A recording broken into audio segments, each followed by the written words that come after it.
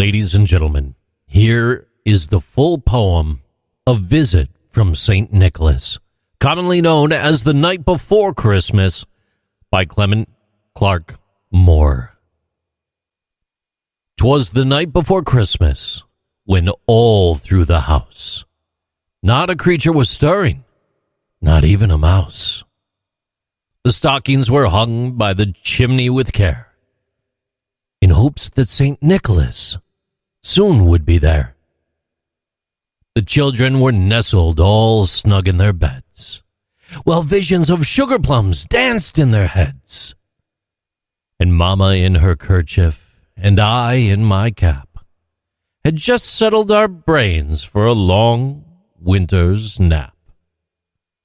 When out on the lawn there arose such a clatter, I sprang from the bed to see what was the matter.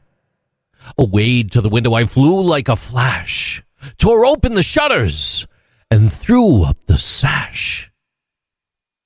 The moon on the breast of the new-fallen snow gave the luster of midday to objects below, when what to my wondering eyes should appear but a miniature sleigh and 8 tiny reindeer, with a little old driver so lively and quick, I knew in a moment that it must be St. Nick. More rapid than eagles, his coursers they came, as he whistled and shouted and called them by name.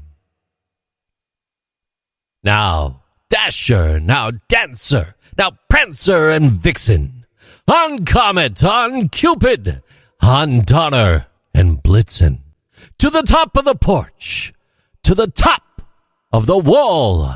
Now dash away, dash away, dash away all. As dry leaves that before the wild hurricane fly, when they meet with an obstacle, mount to the sky. So up to the housetop the coursers they flew, with the sleigh full of toys and St. Nicholas too. And then, in a twinkling, I heard on the roof the prancing and pawing of each little hoof. As I drew in my head and was turning around, down the chimney St. Nicholas came with a bound. He was dressed all in fur, from his head to his foot, and his clothes were all tarnished with ashes and soot. A bundle of toys he had flung on his back, as he looked like a peddler just opening his pack. His eyes, how they twinkled, his dimples, how merry. His cheeks were like roses, and his nose like a cherry. His droll little mouth was drawn up like a bow, and the beard of his chin was as white as the snow.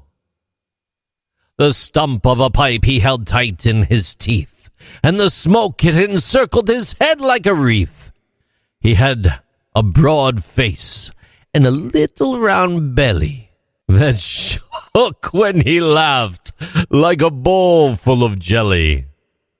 He was chubby and plump, a right jolly old elf, and I laughed when I saw him in spite of myself.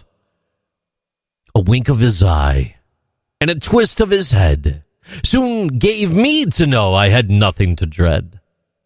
He spoke not a word, but went straight to his work, and filled all the stockings, and then turned with a jerk, and laying his finger side of his nose, and giving a nod up the chimney he rose. He sprang to his sleigh, to his team gave a whistle, and away they all flew like the down of a thistle. But I heard him exclaim, ere he drove out of sight, "Happy Christmas to all, and to all a good night."